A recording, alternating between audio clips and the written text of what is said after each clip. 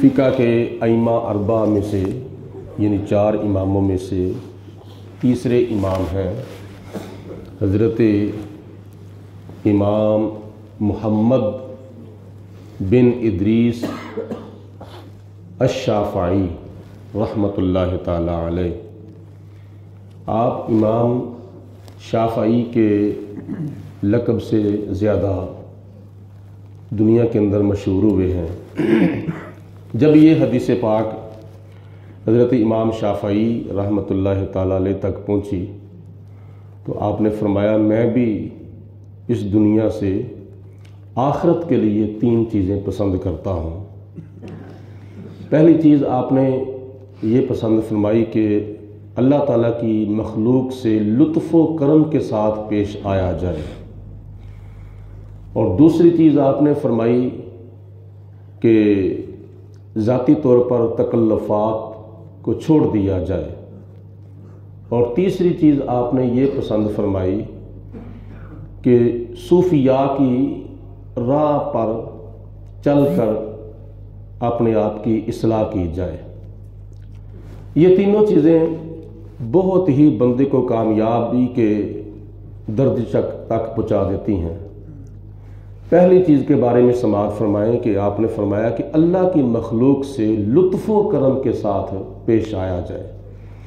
इसकी वजाहत नबी पाक अलैहिस्सलातु वस्सलाम ने हदीस पाक में इरशाद फरमाई कि जो अपने दूसरे मुसलमान बहन भाइयों पर, अल्लाह की मखलूक पर रहम नहीं करता, अल्लाह भी उसके ऊपर रहम नहीं करता। और किसी के ऊपर रहम करना अल्लाह ताला की रहमत हासिल करने का ज़रिया और सबब है। हुज़ूर अलैहिस्सलातु वस्सलाम ने तो यहाँ तक इरशाद फरमाया है कि जानवरों के ऊपर भी रहम करो, जानवरों के ऊपर भी शफ़क़त करो। जब कोई बंदा गाय का, भैंस का, ऊँटनी का दूध दोए तो अगर वो ना सुकून के साथ जानवर खड़ा हो तो हुज़ूर अलैहिस्सलातु वस्सलाम ने फरमाया कि उसको बद्दुआएं ना दो, बल्कि उनको झिड़कना भी है तो वो भी दुआया कलिमात के साथ झिड़को। और दूसरी हदीस पाक में नबी पाक अलैहिस्सलाम ने फरमाया कि तुम ज़मीन के ऊपर अल्लाह ताला की मखलूक के ऊपर रहम करो, अल्लाह ताला आसमानों के ज़रिए तुम्हारे ऊपर रहम व करम फरमाएगा, यानी आसमान वाला तुम्हारे ऊपर रहम फरमाएगा। और हुज़ूर अलैहिस्सलातु वस्सलाम ने इरशाद फरमाया कि आका को चाहिए कि अपने ग़ुलाम के ऊपर ज़ाती तौर पर सख्ती ना करे, यहाँ तक कि जिस तरह का खुद खाता है उस तरह का अपने ग़ुलाम को खिलाए, जिस तरह का खुद पीता है उस तरह का अपने ग़ुलाम को पिलाए, जिस तरह का खुद कपड़ा पहनता है उस तरह का अपने ग़ुलाम को कपड़ा पहनाए। हुज़ूर अलैहिस्सलातु वस्सलाम के पास 10 साल तक हज़रत अनस बिन मालिक रज़ी अल्लाह ताला अन्हु रहे हैं। 10 साल तक आपने हुज़ूर अलैहिस्सलातु वस्सलाम की खिदमत की थी, और 10 सालों के अंदर एक मरतबा भी नबी पाक अलैहिस्सलातु वस्सलाम ने हज़रत अनस बिन मालिक रज़ी अल्लाह ताला अन्हु को झिड़का नहीं था। दूसरी चीज़, नबी पाक अलैहिस्सलातु वस्सलाम की शरीयत के अंदर हज़रत इमाम शाफ़ई रहमतुल्लाह ताला अलैह ने यह बयान फरमाई कि तकल्लुफ़ात को छोड़ दिया जाए, यानी ज़ाती तौर पर जो गैर ज़रूरी काम है उनको अपने ऊपर लाज़िम ना किया जाए। जैसा कि इसकी वजाहत बुखारी और मुस्लिम शरीफ की हदीस पाक में आती है कि जब तुम नमाज पढ़ो उस वक़्त तुम जितनी मर्ज़ी लंबी नमाज पढ़ो अकेले, लेकिन जब तुम नमाज पढ़ाओ तो उस वक़्त नमाज को मुख्तसर पढ़ाओ, ज़्यादा लंबी नमाज ना करो, क्योंकि नमाज पढ़ाते वक्त पीछे चंद किस्म के लोग खड़े होते हैं। उनमें से कुछ बीमार भी खड़े हो सकते हैं, बच्चे भी खड़े हो सकते हैं, कमज़ोर भी खड़े हो सकते हैं, बूढ़े भी खड़े हो सकते हैं। और नबी पाक अलैहिस्सलातु वस्सलाम के ज़ाहरी हयात में मस्जिद नबवी के अंदर ख़वातीन भी आकर मस्जिद में जमात के साथ नमाज़ पढ़ा करती थी, और अब भी पढ़ी जा रही है। हरम शरीफ के अंदर, खाना काबा के अंदर, मस्जिद नबवी के अंदर 5 वक्त की नमाज जमात के साथ ख़वातीन भी आकर पढ़ती हैं। तो हुज़ूर अलैहिस्सलातु वस्सलाम ने फरमाया कि इन 4-5 किस्म के लोगों का ख्याल करते हुए नमाज को मुख्तसर पढ़ाओ, نماز کی قرات کو لمبی نہ کرو، کیونکہ اگر تم قرات کو لمبا کرو گے تو وہ پیچھے کھڑے ہو کر تھک جائیں گے، بیمار سے زیادہ دیر تک کھڑا نہیں ہویا جا سکتا، بوڑھوں سے، کمزوروں سے، بچوں سے، خواتین سے۔ تو حضور علیہ الصلوۃ والسلام نے فرمایا کہ ان کے اوپر رحم کرو، اللہ تعالیٰ تمہارے اوپر رحم فرمائے گا۔ کسی نے خوب اس حدیث پاک کا ترجمہ کیا ہے، کرو مہربانی تم اہل زمین پر، خدا مہربان ہوگا عرش بری پر۔ اس طرح اور بھی کئی پہلو ہیں، مثال کے طور پر شادی کرنی ہے، بیاہ کرنا ہے، نکاح کرنا ہے، تو فضولیات کو اپنے اوپر سے ہٹا دیا جائے۔ آج کل کے دور کے اندر دیکھو، نکاح کرنا بہت آسان بھی ہے، شریعت کے اندر تو یہ کاموں کو بڑا آسان کیا گیا ہے۔ آج کے دور کے اندر نکاح تو 10,000 روپے سے بھی ہو جاتا ہے، اگر کوئی نہ کرے تو 10 لاکھ سے بھی نہیں ہو سکتا، جتنا مرضی زیادہ خرچ کر لو۔ تو فضولیات کا جو تکلف ہے، ذاتی طور پر حضرت امام شافعی رحمۃ اللہ تعالی علیہ فرماتے ہیں تکلفات کو چھوڑ دیا جائے۔ تیسری چیز حضرت امام شافعی رحمۃ اللہ تعالی علیہ نے ارشاد فرمائی ہے کہ مجھے یہ چیز پسند ہے کہ تصوف کی راہ کے اوپر چلا جائے۔ جس بندے کے اندر تصوف کی خوبی پائی جاتی ہے، یعنی صوفیات جو لوگ ہیں، صوفی لوگ جو ہوتے ہیں، ان کی پیروی کی جائے، ان کی راہ پر چل کر اپنی آخرت کو سنوارا جائے۔ تصوف کس کو کہتے ہیں؟ یعنی اپنے آپ کی ظاہری باطنی اصلاح کرنا اور گناہوں سے زیادہ بچنے کی کوشش کرنا، اللہ تعالیٰ کا خوف اپنے دل کے اندر پیدا کرنا، نبی پاک علیہ الصلوۃ والسلام کی محبت اپنے دل میں پیدا کرنا۔ کئی لوگوں نے تصوف کے کئی معنی کیے ہیں، کئی تعریفیں کی ہیں، اور کئی اپنے انداز میں اور اپنے علم کے مطابق اس کا معنی کیا ہے۔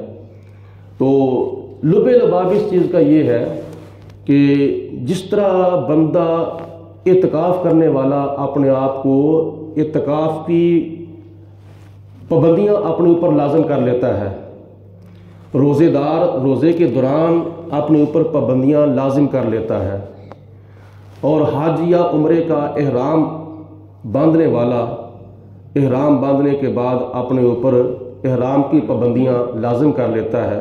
تو اس کا مطلب کیا ہے؟ کچھ چیزیں ایسی تھیں کہ ان پابندیوں کو اختیار کرنے سے پہلے جائز تھیں، یعنی کھانا پینا جائز تھا، لیکن جب روزہ رکھ لیا ہے تو پھر کھانا پینا بھی ناجائز ہو گیا، بیوی کی قربت حاصل کرنا بھی ناجائز ہو گیا۔ اسی طرح اعتکاف کے علاوہ باہر جانا آنا جائز تھا، لیکن اعتکاف کے دوران مسجد سے باہر آنا جانا جو ہے وہ نامناسب ہے، اعتکاف کو توڑ دیتا ہے اگر بغیر شرعی عذر کے بندہ اعتکاف سے اٹھ کر باہر جائے۔ اسی طرح احرام کے علاوہ شکار کرنا جائز تھا، لیکن جب احرام باندھ لیا ہے تو اس وقت شکار کرنا حرام ہو گیا۔ اس طرح اور کافی پابندیاں ان 3 حالتوں میں لگ جاتی ہیں۔ تو صوفیاء فرماتے ہیں کہ اپنے آپ کے اوپر پابندیاں لگا کر اخلاق کا اعلیٰ درجہ اختیار کرنا، یہ ہے تصوف۔ جس طرح کہ حضرت داتا گنج بخش رحمۃ اللہ تعالیٰ علیہ ہیں، حضرت خواجہ معین الدین چشتی اجمیری رحمۃ اللہ علیہ ہیں، حضرت غوث اعظم شیخ عبد القادر جیلانی رحمۃ اللہ علیہ ہیں، حضرت سلطان بابو رحمۃ اللہ تعالیٰ علیہ ہیں، یہ صوفیاء ہوئے ہیں۔ تو ان کی راہ اختیار کرنا، ان جیسے بزرگوں کی راہ اختیار کرنا، یہ امام شافعی رحمۃ اللہ تعالیٰ علیہ نے تیسری چیز پسند فرمائی ہے۔ قرآن پاک میں اللہ تعالیٰ نے ارشاد فرمایا وَاتَّبِعْ سَبِیلَ مَنْ أَنَابَ إِلَيَّ، تو اس کی پیروی کر جس نے میری طرف توجہ کی ہے، جس نے میری طرف رجوع کیا ہے، جو میری طرف آ گیا ہے تو بھی اس کی طرف آ جا۔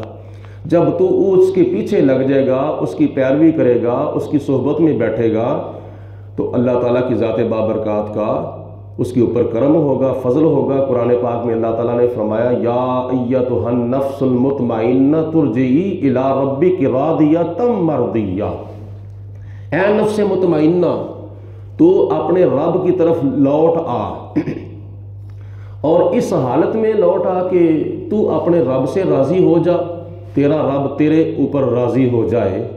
فادخلی فی عبادی وادخلی جنتی، تو اللہ کے نیک بندوں میں داخل ہو جا، اللہ تعالیٰ تجھے جنت میں داخل فرما دے گا۔ اللہ ہم سب کو عمل کرنے کی توفیق عطا فرمائے۔ درود پاک پڑھیں۔ الصلاۃ والسلام علیک یا سیدی یا رسول اللہ وعلی آلک و صحبہ یا سیدی یا حبیب اللہ، الصلاۃ والسلام علیک یا رحمۃ اللہ، الصلاۃ والسلام علیک وعلی آلک و صحبہ یا خاتم النبیین، اللہم صلی علی سیدنا و مولانا محمد معدن الجود والکرم وآلہ وصحابہ وبارک وسلم۔ ربنا آتنا فی الدنیا حسنۃ وفی الآخرۃ حسنۃ وقنا عذاب النار۔ اللہم اید الاسلام والمسلمین، اللہم اید الایمان والمؤمنین۔ یا اللہ پاک اپنا فضل و کرم، رحمتیں برکتیں ہم سب کے شامل حال فرما۔ یا اللہ ہمارے صغیرہ و کبیرہ گناہ معاف فرما۔ یا اللہ پاک ہماری غلطیاں کوتاہیاں معاف فرما۔ الہ العالمین ہمیں دنیا کے فتنوں سے، دنیا کی غفلت سے، موت کی سختی سے، قبر کے عذاب سے، حشر کی شرمندگی سے، دنیا اور آخرت کی ذلت و رسوائی سے خود بھی بچنے کی توفیق عطا فرما، اپنے دوسرے مسلمان بہن بھائیوں کو بھی بچانے کی توفیق عطا فرما۔ الہ العالمین ہم سب کو مرتے دم کلمہ پڑھنا نصیب فرما، سب کے کاروبار میں، مال جان میں برکت عطا فرما۔ یا اللہ جو بیمار ہیں ان کو شفاء کاملہ صحت عاجلہ عطا فرما۔ یا اللہ جو پریشان ہیں ان کی پریشانیاں دور فرما، جو تنگ دست ہیں